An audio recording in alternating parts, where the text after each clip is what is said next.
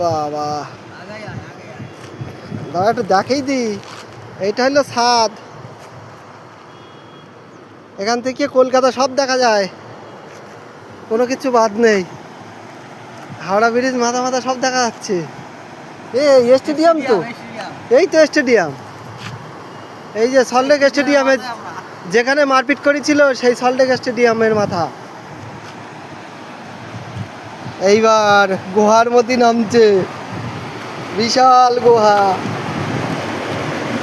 ওরে বাপ রে বাপ, সে গুহার দেখা যাচ্ছে না।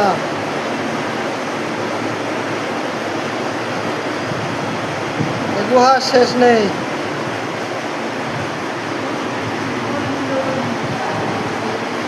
যা কুয়ার মধ্যে হারিয়ে গেছে সঞ্জয় দা।